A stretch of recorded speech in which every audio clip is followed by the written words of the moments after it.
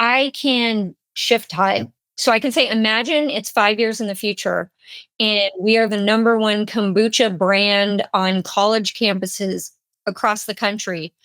Detail the step by step choices that we made that got us from now to 2029. Today, I'm very excited to be joined by Jenny Nicholson. If you don't know who Jenny is, she is founder of Queen of Swords, a creative consultancy that helps agencies and brands learn how to put AI to work. Her AI avatar co-hosts the Glitch in the Matrix podcast. Jenny, welcome to the show. How are you doing today? Doing well. Thank you for having me. Today, Jenny and I are going to explore how to use AI to unlock your creativity. Now, before we go there, I want to hear your story, Jenny. How in the world did you get into AI? Like, start wherever you want to start. Oh man. One of the things that's so funny to me about me being somebody who's on the cutting edge of AI is that I spent a good bulk of my childhood in the middle of the woods in Tennessee with no electricity or running water. So Really? I did, yeah. So I think it's very funny that I am here now. But in terms of my story, I've been an advertising creative for almost 20 years now. And I kind of came into advertising about the time that Crispin was in its heyday, when the Domino's pizza tracker had just come out. And I found that kind of work really inspiring, that idea that you could make things that people could interact with, that they could add value to people's lives versus just telling people how great you are. And so I was always, my whole career had been looking for sort of new mediums, new forms of connection.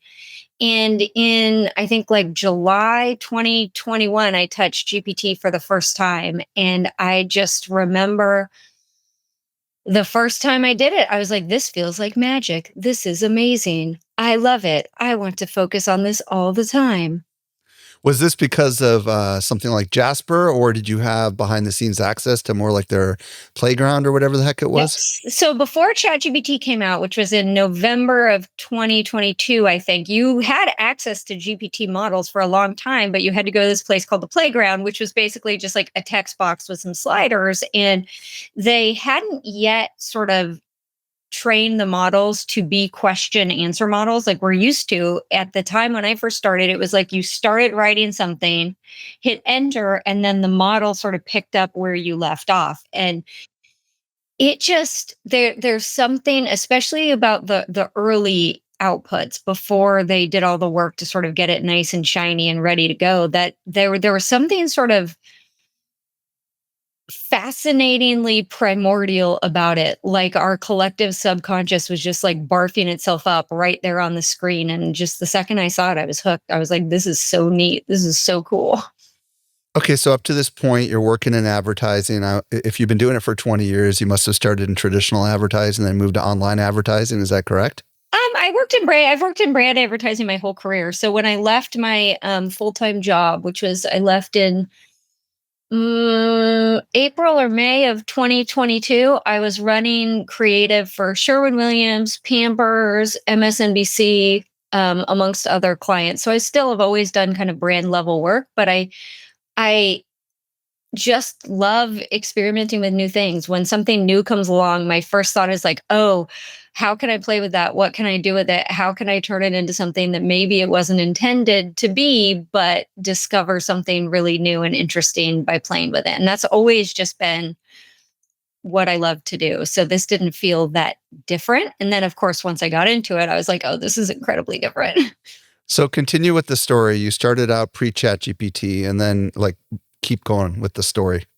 Yeah. So I had an interesting, I call it a gift now. At the time, I didn't call it a gift because I left my job. I went freelance. 2022, I was like, this is the best job ever. I'm going to be insanely rich and run my own life. And it's going to be so great. Why didn't I go freelance 10 years ago?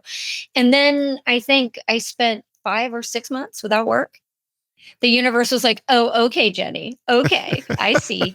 And at first it was really awful because, one of the reasons that I, stayed at the same agency for 17 years is I was terrified to death of like going out there, into the world and putting myself out there. So here I am, all my like deepest inner child fears are coming true. I don't know what I'm going to do. I'm freaking out and I'm trying to play the like connect with recruiter game. And I'm like, this just sucks. I'm not good at it. I don't like it. It's not like, I can just work harder at like beating the bushes. If there's not a bird in the bushes, it doesn't matter how hard you beat them. So I was like, you know what? I'm not going to do this anymore. I'm going to stop. And instead, I'm going to do the thing that has always made me feel safe ever since I was a little kid, which is I was like, I'm going to go learn something. I'm going to go learn everything I can about something. And I was like, you know what, Jenny? You are never again going to have the gift of this much uninterrupted time to study whatever you want. And so I spent all my time learning about how to work with large language models, image generation models. Like if I was not like sleeping or taking care of my kid, I was working with AI and it was just fun. I was in this place in my life where, you know, I didn't feel particularly awesome about myself or my skills or my abilities. I was very focused on what I wasn't doing, what I didn't have, what wasn't happening. And just the second I started working with this technology, like I was too busy I was too busy experimenting and seeing what was possible to even worry about what was going to happen next. And that sort of maybe it was the AI, maybe it was the mindset shift, maybe it's the two together, but it really changed my life. It changed my life in a lot of ways. Well, and just give a little tease of what you've been able to do since you started going down that rabbit hole. Oh God. Some of I the mean, bigger things that maybe you've been able to pull off, you know? where do I even begin? So I've been doing trainings with agencies and brands around the country and around the world. I even just in I guess it was April launched a custom GPT with a national brand with Zola, a wedding planning platform. And so I've actually, been able to go from 20% of my work being AI related, 80% being like traditional creative consulting and freelance to now being kind of the opposite 80% AI enabled work and 20% sort of traditional creative strategy, creative freelance.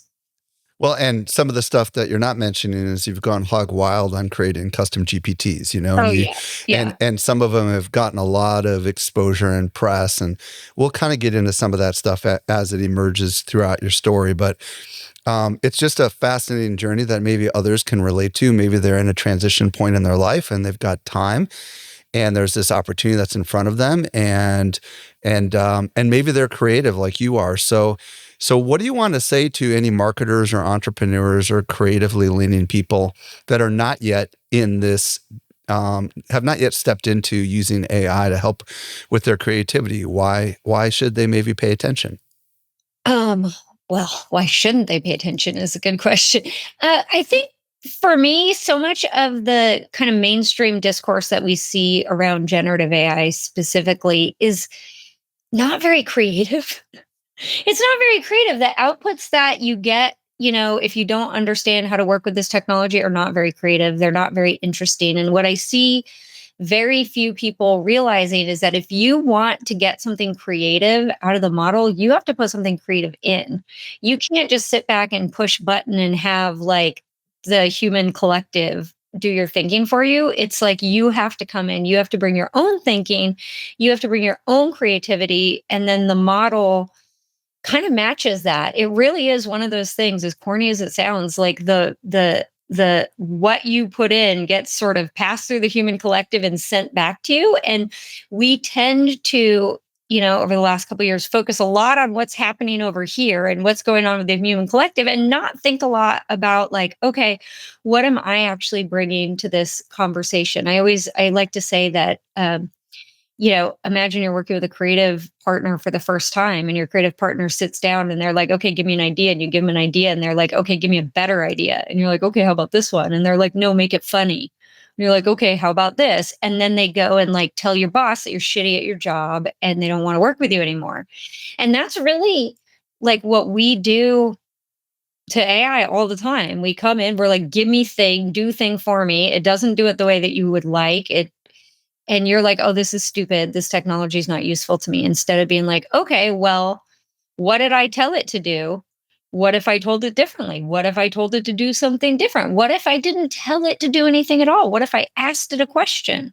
What if I gave my ideas just as readily as I asked it for ideas?" And that sort of experimental mindset, the great thing about that is you don't know where it's going to go. And I think that's the most exciting thing for me about working with AI. It's like whether I'm doing images, creating like video frames, using large language models to make like multi-step workflows that run themselves. Like every single time I push that button, I don't know what's going to come out. And I find that incredibly exciting. Some people might find that scary. I think that's the coolest thing ever. So, how has it benefited you as as a very creative person by nature? Well, Has it I allowed you to go further than maybe you thought you could go?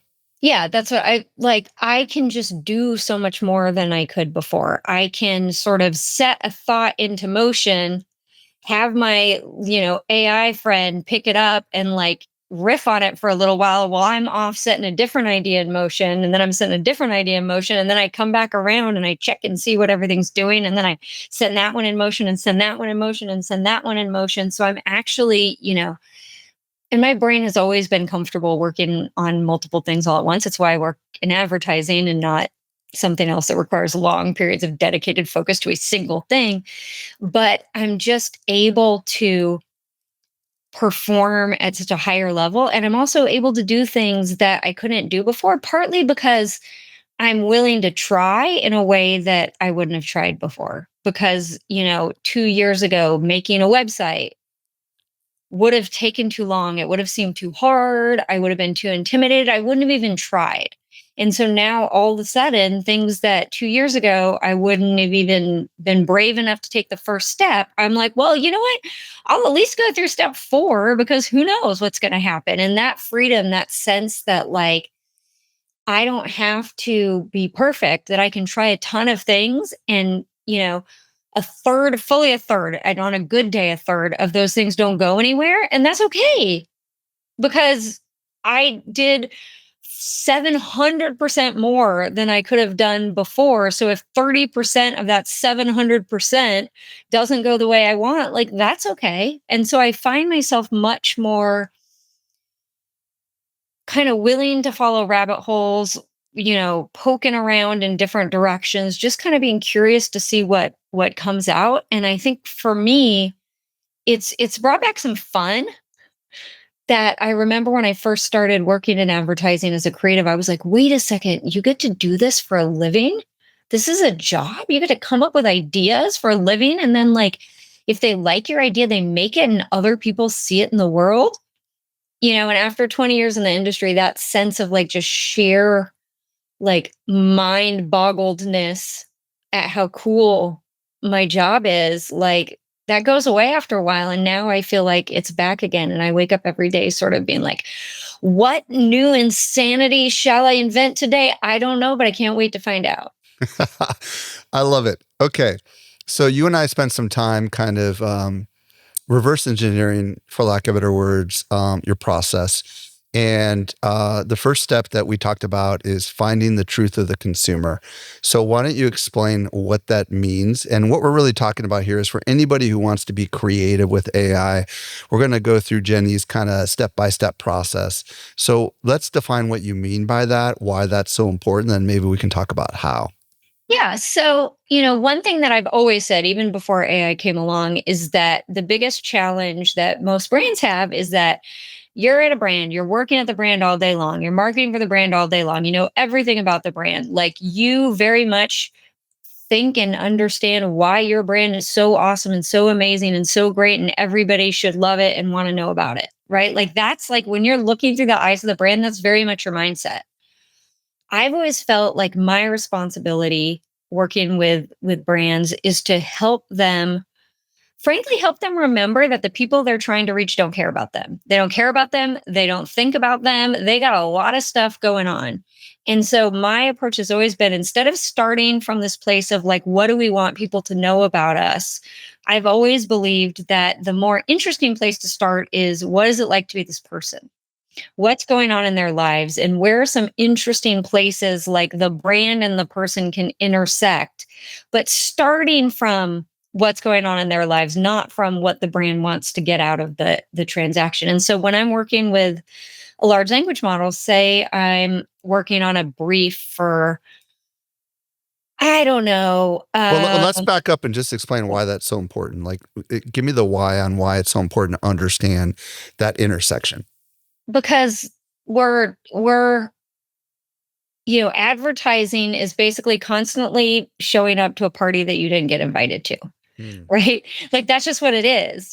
Or you actually throw parties and get people to come, but the general way we've looked at it is the former. And if you go to a party that you weren't invited to, you can't show up at that party and stand right in front of the bar blocking access to the snack table telling everybody how great you are. That's not what makes people want to have you at the party. You have to be interested in them. You have to understand what's going on. You have to recognize how hard they worked on those snacks. You have to thank them for having you in their home. Like there are these things that you have to sort of understand the world that you're trying to enter so that you can enter it bearing gifts and not just be the annoying person at the party who's talking about themselves the whole time. And whether or not you who are listening right now do advertising or do marketing or simply trying to persuade someone inside your company, this is universal. Everything we're talking about here is just as applicable. You can't show up to your boss with a new idea, without understanding kind of what they care about, right? So how are you using AI to get at this truth, if you will? Yeah. So that's in some ways this idea of perspective. That's what you're really getting into. That's the sort of secret weapon of large language models that I don't think very many people understand. I think even the language of generative AI suggests it generates things, it makes something for you. And I actually use it much more, I think, reflectively, much more exploratorily, much more Is it because it's been trained on so much of a huge knowledge base and it has so much more insights than we have? Yeah, I mean, it has, if you think about it. It's trained on every single bit of human knowledge, emotion, dialogue, expression, communication, angst, elation, whatever that you could possibly that anybody who's trained the models could get their hands on.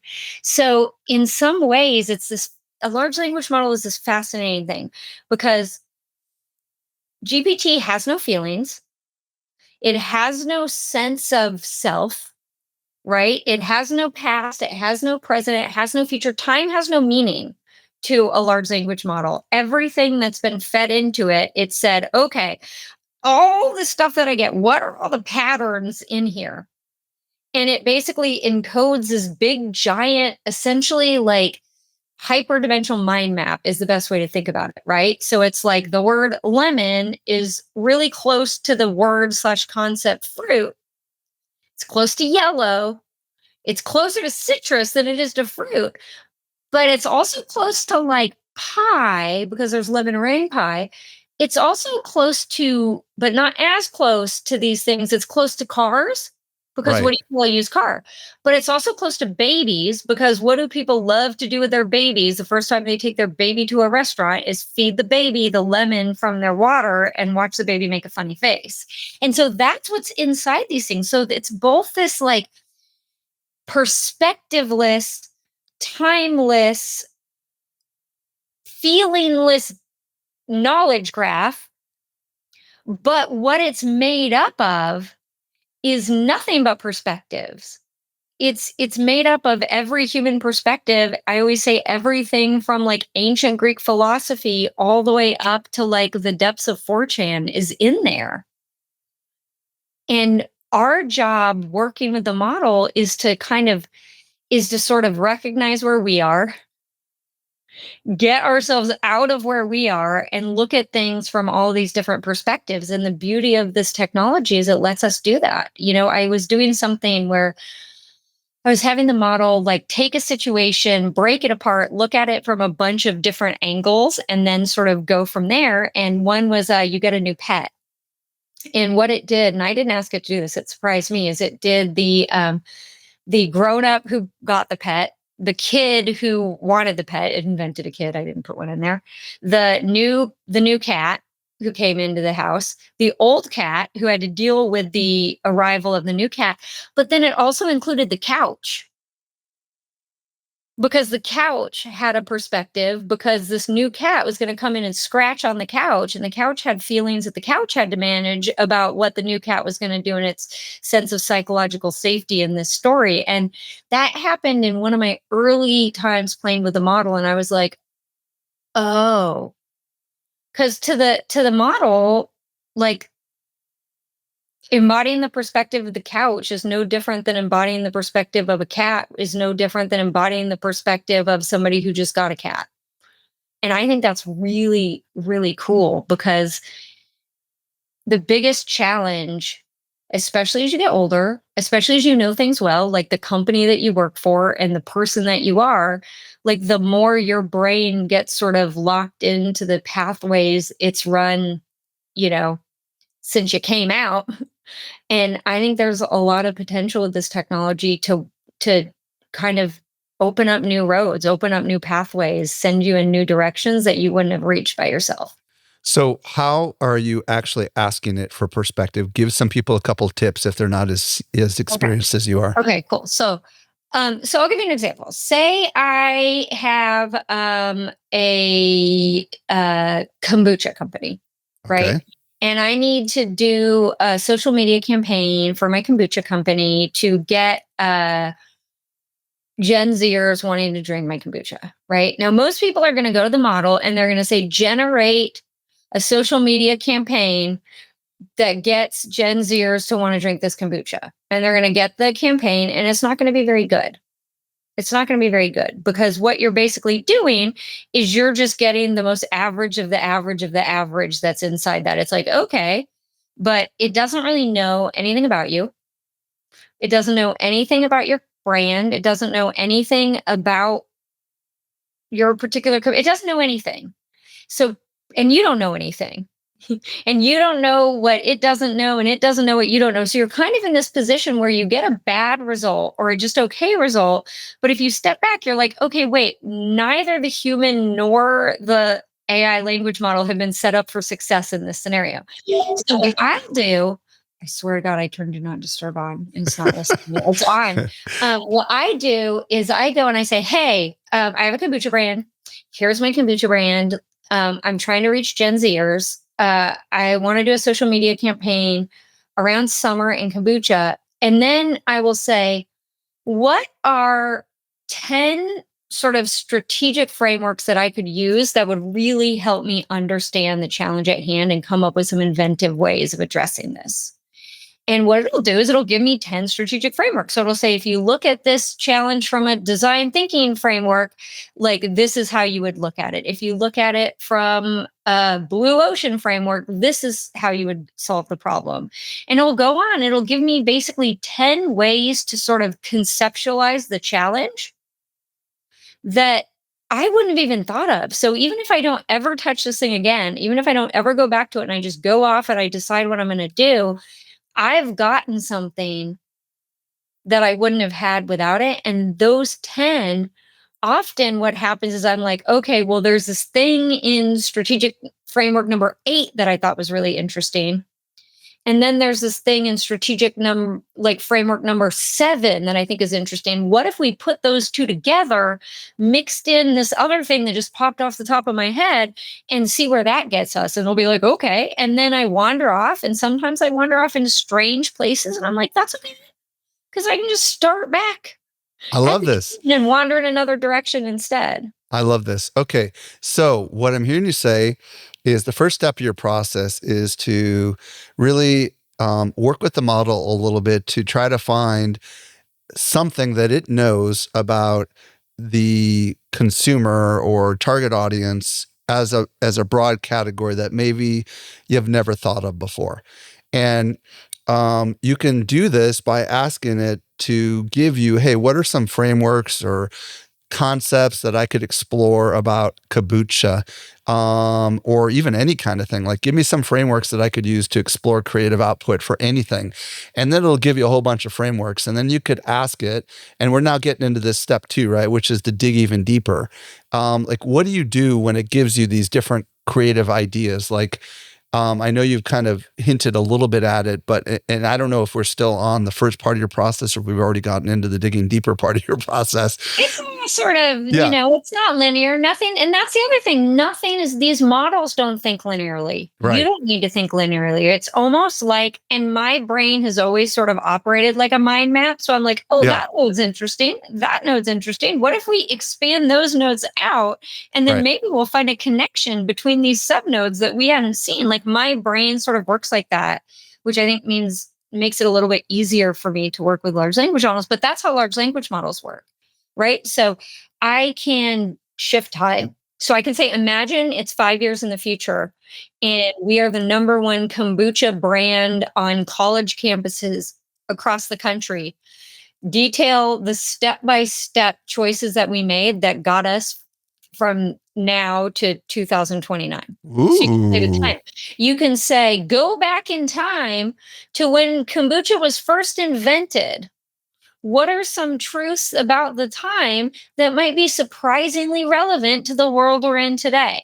Mm, You okay. can you can play with perspective. You can say, tell the story of a bottle of kombucha as it sits in the refrigerator case waiting for somebody to pick it. Mm, I love this. Keep going. What do you do with that stuff? Um, I I'm constantly, what I'm doing most of the time is just looking for a little spark that makes my brain go, "Oh, that's interesting." So I might be like, "Okay, oh, interesting." So as originally kombucha came out as medicine. So as medicine, well, a lot of people are sick these days, but they're more mentally sick than they are physically sick. And I know they don't drink. So what if this is like our kombucha becomes like the cure for modern ennui because it's hard to be like depressed if you're drinking kombucha. I don't know. That's just me off the top of my head. Okay, Like now that. I've got a quick question for you. When you're working inside these models, and what is your, by the way, what's your preferred model? And how are you documenting all this? Because as you know, I mean, it can be just this massive thread, right? How are you keeping track of all this in your brain? Do you copy it into a Google Doc or something? So Um, well, let's start with what's your preferred model or models that you use for creativity? And then how do you get those ideas somewhere out of the model into a place you can work with it? those are great questions. First of all, the second question first, it's hard. Keeping track of what I'm doing is not my strong point. So I'm always looking for new strategies. But also, like I said, I don't feel as precious because I'm like, it's Yeah. in there somewhere. It's somewhere in a conversation. If I really need it, I'll go back and find it. But often I'm like, whatever, that's gone. I'll just do something different or I'll just do it again. Because that's the thing that's really interesting too. It's like we live in this world where you think you work on something, you do it, it's done, you finish it, you go on to the next thing, right? I'll make something. And then the second I'm done making it, I'm like, oh, I kind of want to do it again and I want to do it a little bit differently. And so I think as a result of working with this technology for so long, like I don't feel as like precious about my ideas because I'm like, whatever, I got like eight more where that one came from. If I forgot it, it must not have been that good, is sort of the mindset that I have. But to answer your question about my favorite model, I use all of them for different things, but my sort of favorite daily driver would probably be Claude. Partly because Claude, the project features in Claude is just so good because it basically lets you say, like, all right, this is a place I'm working on this thing. And if I get an output that I really like, I can be like, save that as an artifact and it will do that. And then I can hit the save to project button so I can't lose it. And so I've actually found that. Oh, wait, that's a big unlock, just so everybody's clear. Does this mean that if you're using Claude in the regular Claude and you have a good discussion, you can say save it to a project that already exists? You have to start a project. Yeah, okay. But if you already have a project and you're not in the project and you're ideating, can you move You have to that? be in the You have project. to be in the project. Okay, good. So just so everybody's clear, I also love Claude projects because you can, and we've had some other people on the show talking about this, but you can upload PDFs, which is really the big thing that it works with. It's the main thing, really. You can also copy and paste huge chunks of data into it. So you're using these Claude projects to basically you create one for each kind of idea, or do you have general ones and then you ideate inside of them? Like how are you? I kind of use them. I have ones that are for sort of, I've created particular worlds that work in a certain way, think in a certain way, or populated with particular perspectives that I know, like if I want a certain kind of idea, I'm like, oh, I'm going to go do it there. Yep. I have some that are designed to be really good at different things. So I have a project, like if I'm trying to work on the code for some website I'm working on, I have a project that I'll go to because that's where like I built the like world that knows how to code in there. I have one that I use sort of as my daily personal assistant because that's where I go in. It knows everything about me.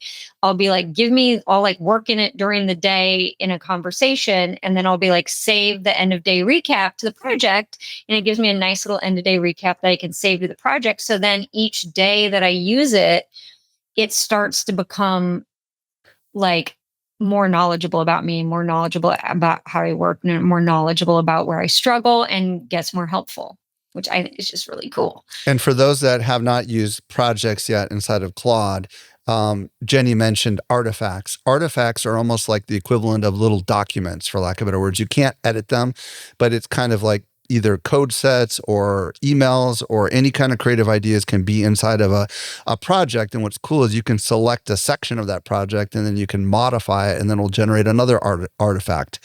It's crazy. So, but you say you use other ones. Do you go, like, what else do you use outside of Claude projects? Do you go back and forth between ChatGPT a little bit? I sort of most of the day, I'm going back and forth between ChatGPT, Claude, Google Gemini.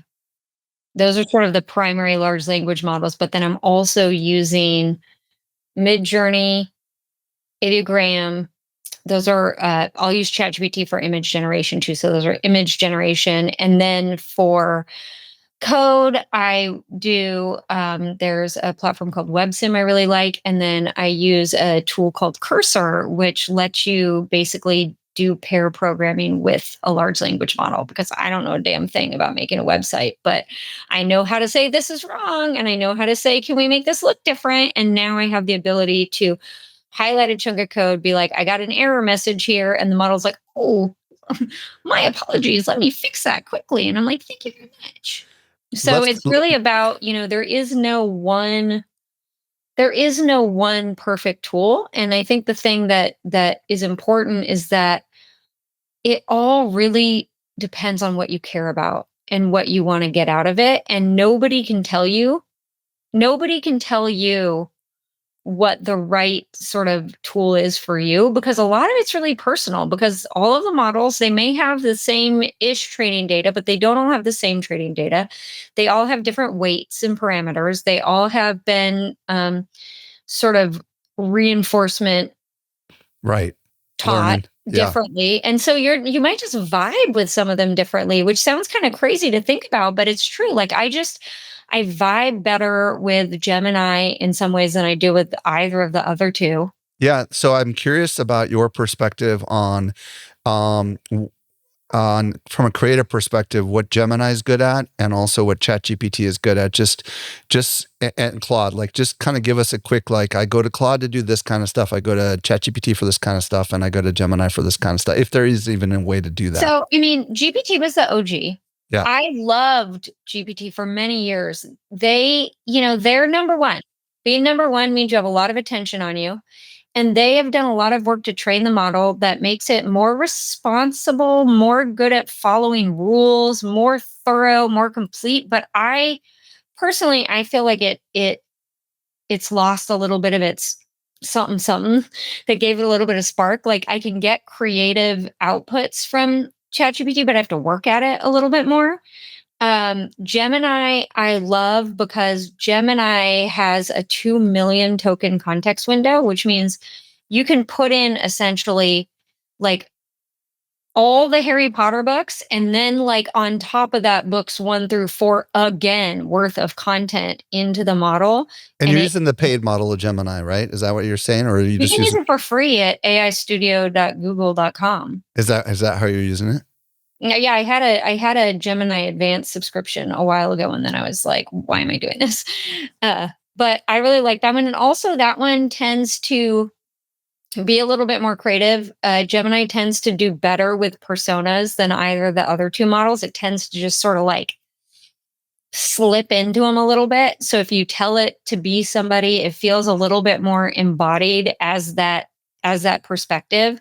Where sometimes ChatGPT for sure, but even sometimes Claude, you get the sense that it's like Claude, but with like a little cardboard cutout in front of it, being like, "Yes, I am this person now."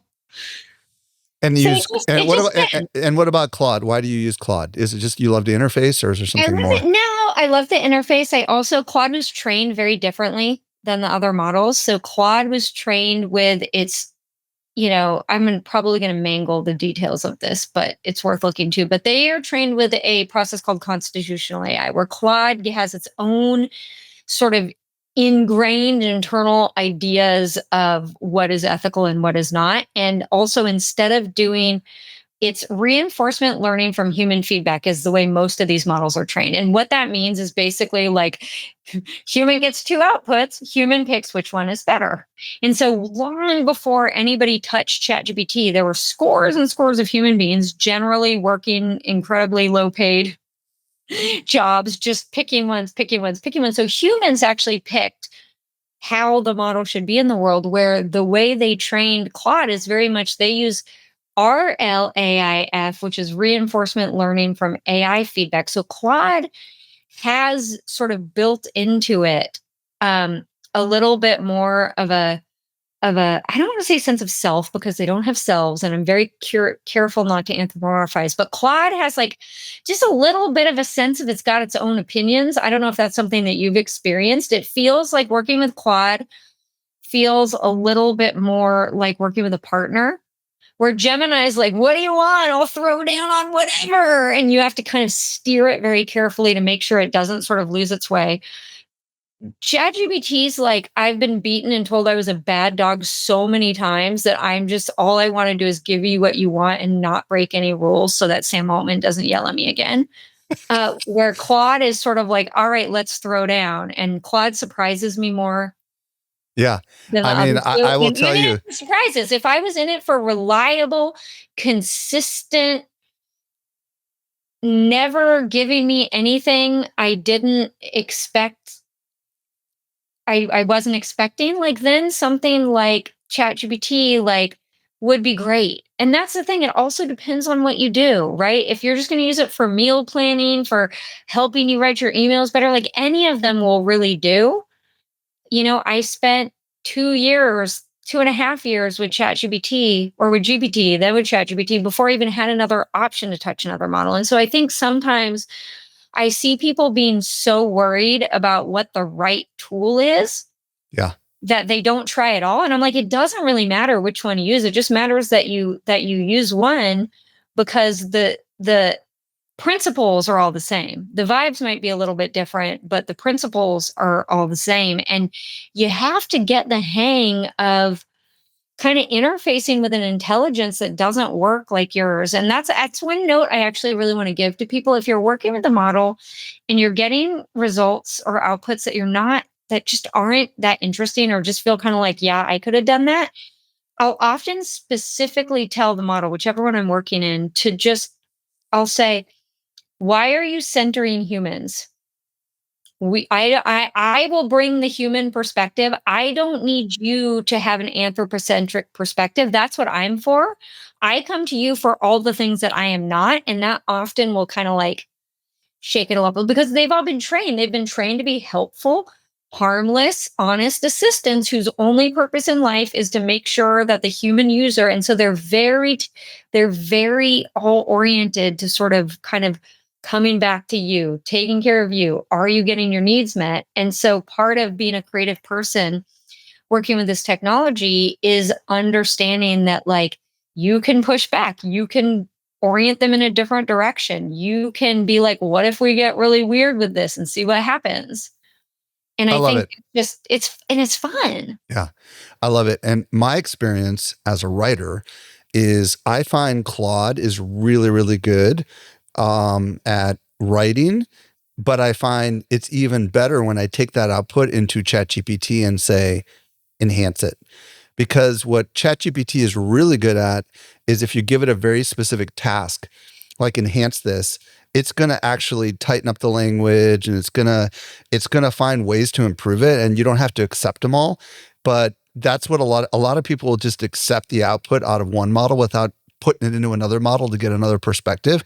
And I feel like that's a really creative thing. You probably have found that as well, Yeah, right? I'll often use ChatGPT to break down processes. So I'm like, oh, if you're trying to come up with something like kind of unexpected, you're really working on like lateral thinking. Like, what do you do to get yourself like out of the tried and true? And like ChatGPT will give me like a big list of things, right? And then I'll be like, okay, demonstrate it. And then it'll give me outputs. And I'm like, that was not that good.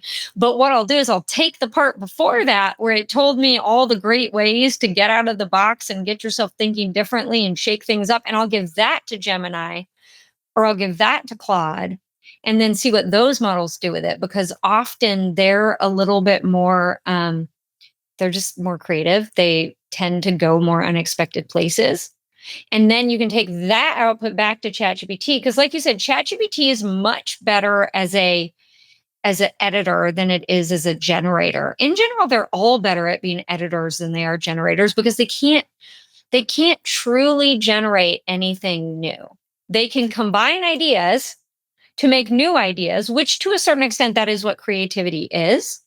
But a big part of it, at least at this point, is that the only thing that is quote unquote new in the system is whatever you inject, however you direct it, whether you're bringing in a thought that you had, whether you're bringing in something you generated somewhere else, or whether you're even saying, okay, hey, of the like 8 things that you listed, I think item number 4 is super interested. So in some ways, you're basically giving the model what it doesn't have, which is a like direction, a perspective, uh, an ego to a certain extent, really, right? You're giving it your ego, your perspective, your feelings, your interests, because it's constantly just saying, based on everything that come before, what should happen next. So it's using you to sort of bootstrap itself into being.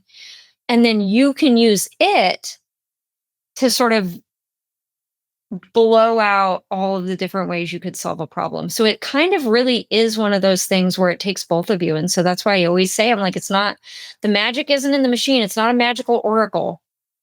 Tell us about how you were able to create this split the decisions thing a little bit, just so people can understand what AI could help unlock. So first of all, I have awesome client partners. Zola's a great client who's willing to try new things and take some chances. They do this yearly survey. It's called the First Look Report, where they reach out to everybody who used Zola and got married over the previous year to understand some of the insights, some of the things they've learned, some of the things they would have done differently, that kind of thing. And it came out that the number one thing that surprised people during the wedding planning process more than anything else was how many decisions you had to make. Nobody was prepared for that. And then the other thing that came out, amongst many, many others, but another thing that came out was that in relationships during wedding planning, especially cisgender heterosexual relationships, the bulk of those very, very, very many decisions that people don't realize have to be made tends to fall on one person. And all like the The listeners bride. Yeah. guess who that one person is. And so we had those insights, and I was like, I bet we can do something with those, right? Let's actually think about what we could do. And so we ended up making a custom GPT called Split the Decisions, that it's designed to be done as a couple. And so you and your fiance sit down, it asks you some questions about the wedding, where, roughly when, about how many people you think. And then it asks each of you a series of the same 5 questions. In a few words, describe your emotional state when it comes to wedding planning. What are you most excited about? What are you most worried about? What is the number one biggest priority for you? And when your guests leave the wedding, what do you want them to say?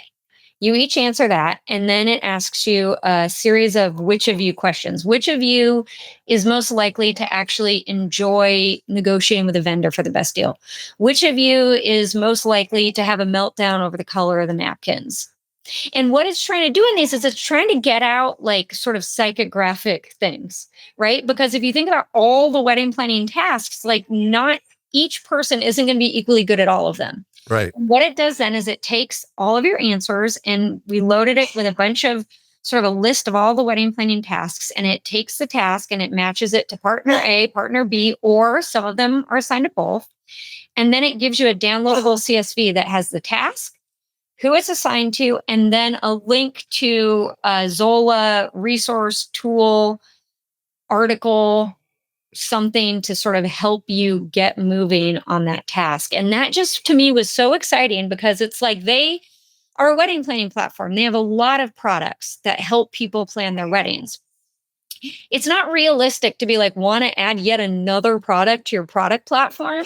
And so what was really cool about the custom GPT is it let us invent a new product that added value to people's lives, that didn't require them to actually redo the website, didn't require them to like spend a year building, testing, iterating, QAing a product. We were able to get something out that people could start playing with zero investment in terms of infrastructure, hosting, paying for people to use it, all of that stuff. So it Which was hosted just inside of ChatGPT is a custom GPT, so it lived on as a ChatGPT. free product that basically they Free link to. product.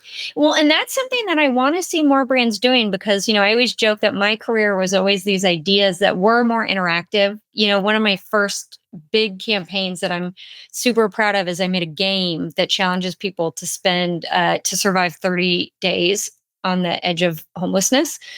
And I like making things that people can use. I like making things that feel like an interaction that are useful, that are valuable, that are a gift. I think that's always like my whole career. I'm like, yes, I know I have to persuade you to buy this thing. That's my job.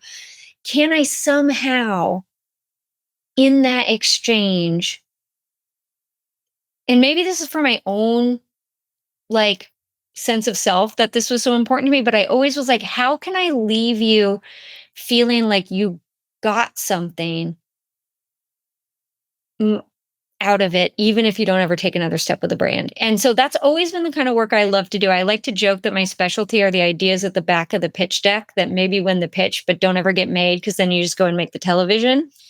And those things are hard to sell. They've always been hard to sell. That's why I joke that that's my specialty. And they're hard to sell because it's incredibly difficult to prove ROI on those, right? If I do a paid media buy, right? If I buy X number of dollars and put it into YouTube, I know that I'm going to get Y number of impressions. I know that because they guarantee that to me. And so when you're trying to decide what you're going to do with your budget as a brand, like, of course, you're going to go with the places where you're like, okay, if nothing else, I know I'm going to get this. So then I have these ideas sometimes where it's like, okay, well, how do we know it's going to work? And I'm like, we don't know it's going to work. And they're like, okay, all right. What guarantees do you have of ROI? And I'm like, I have no guarantees of ROI. And they're like, okay, well, do you have some case studies of this exact thing so that I can feel confident it's going to work? And I'm like, no, we don't have any case studies because this is a thing that hasn't been done before. And then they're like, okay, well, how much is it going to cost? And a lot of times it's like $100,000, $150,000, or a lot of times I don't know. How long is it going to take? 4 months, 6 months, 3 months? Done. You're dead. You're dead. Something that you don't have proof of is going to work. You don't have the comfort guarantee that people get when you're selling them a sort of thing that comes with established metrics, and it's going to cost a lot of money, and it's going to take a long time, and you can't guarantee to me that it's going to work. Like, no, nobody's going to do that. And so I spent most of my career being really frustrated because I believe that those kind of ideas, those are the ideas that make a difference. I just really believe it. Those are ideas that make people. And now you can make them for next to nothing, right? And now I could not sell it hard. I could not get it over that. I could not get the balance to work out because the risk was too high and the cost was too high. And I was like, I don't know how to de-risk this. And that was my thing, is I tried to build presentations that would de-risk it. And I've come to understand that there's no de-risking on the idea side. I'm never going to be able to prove that something works before you try it. But now everything else, the cost has been de-risked, the time has been de-risked, the platform investment has been de-risked. This Zola custom GPT, I was working with, one or two people on the client side and me, and in less than a month from start to finish, we were done. And it was out in the world and we could test it and see if it worked. And so this idea of kind of lightweight custom GPTs, AI powered interactions, almost as like a marketing customer experience engagement R&D, is really interesting to me. Because say you make a custom GPT and people like it, and it does well and you get some good feedback, well then maybe you start to have a runway of saying, maybe we should do this for real, maybe we should integrate this into a platform where we have more control over the UI, we have more control of the interactions, we're able to hold on to that data, not OpenAI, and that ROI conversation starts to become a little bit easier to have. And so that's something I'm hoping more brands will recognize and get behind. Jenny Nicholson, this has been a fascinating deep dive into your creative process and a creative process that anyone can really embrace. If people want to connect with you, maybe because they want to work with you, where do you want to send them? And if you have a preferred social platform where people might want to follow you, where do you want to send them for that also? I hate to admit this, it's so embarrassing, but LinkedIn has become my go-to platform. That is very common. There's nothing embarrassing about Well, that. I think a lot of the Twitter refugees, that's where we ended up. Right. That's where I ended up. I mean, that's now I just tweet on LinkedIn. Also, I highly recommend tweeting on LinkedIn. It makes LinkedIn way more fun when you just kind of pretend it's Twitter and say whatever's on your mind. I highly recommend it. So you can find me on LinkedIn, but then you can also find me at queenofswords.co. Jenny Nicholson, Queen of Swords, thanks so much for giving us your insights today. Thank you so much for having me.